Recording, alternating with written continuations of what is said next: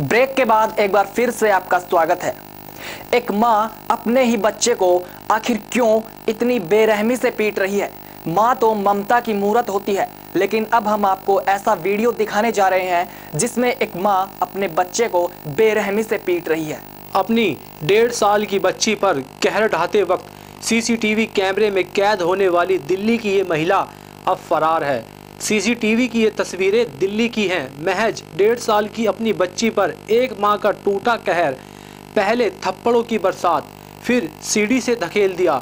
नीचे बच्ची रोती रही, बिलखती रही, लेकिन बेरहम मां का दिल नहीं पसीजा। गुस्सा 7वें आसमान पर था। इसके बाद मासूम को फिर झेलनी पड़ी मां की चप्पलों की मार। चैन फिर भी नहीं मिला तो मां ने जमकर बरसा दी लाते। ये मां ऐसी क्यों है? तस्वीर देखने के बाद किसी के भी जहन में उठ सकते हैं ऐसे कई सवाल, पर दिल्ली के गीता कॉलोनी इलाके के एक घर की ये तस्वीरें सच्ची हैं। अपनी बहू का ऐसा अत्याचारी रूप देखने के बाद बच्चे की दादी ने महिला आयोग से शिकायत की और मामला दर्ज करने के बाद पुलिस ने जांच शुरू कर दी। हालांकि आरोपी महिला फरार है। दरअसल इस मां के 2 बच्चे हैं और बच्चे की बुआ की माने तो बड़े बेटे को भी इसी तरह पीटा जाता है। गहनों से भरा bag arrow city metro station पर छूटा तो सीआईएसएफ के जवानों ने उसे सुरक्षित वापस लौटाया। दिल्ली मेट्रो में ईमानदारी की एक और मिसाल सामने पेश हुई, जब गलती से मेट्रो स्टेशन पर गहनों और नकदी से भरा बैग एक महिला छोड़कर चली गई, लेकिन उसे वह बैग सुरक्षित मिल गया। उसमें कई मूल्यवान वस्तुएं थी। गौरतलब है कि दिल्ली मेट्रो के संवेदनशील एयरपोर्ट लाइन पर लावारिस बैग मिलने के बाद थोड़ी देर के लिए सुरक्षा अलर्ट जारी किया गया, लेकिन बाद में पता चला कि यह बैग सोने के आभूषण और मूल्यवान वस्तुओं से भरा हुआ है। अधिकारी ने बताया कि कुछ समय बाद ही गाजियाबाद में रहने वाली एक महिला आई और दावा किया कि वह अपना बैग भूल गई थी। महिला की पहचान की जांच करने के बाद उसे बैग सौंप दिया गया। महिला ने सीआईएसएफ का आभार प्रकट किया।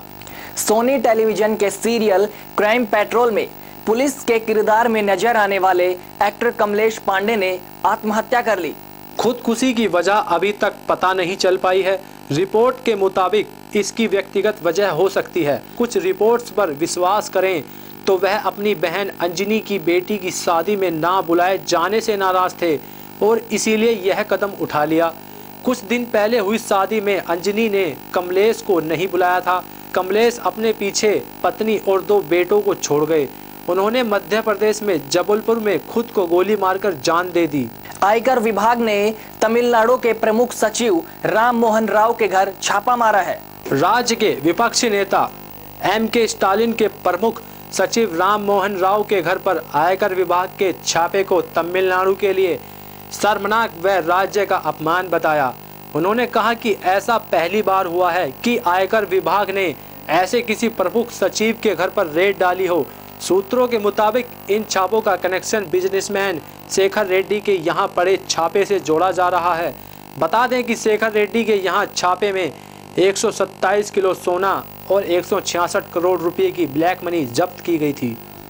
भोपाल से करीब 400 किलोमीटर दूर एक सड़क हादसा हुआ। हादसे के बाद नाराज लोगों ने पुलिसकर्मी को जमकर पीटा। सड़क हादसे के बाद लोगों के गुस्से का शिकार बना पुलिस वाला।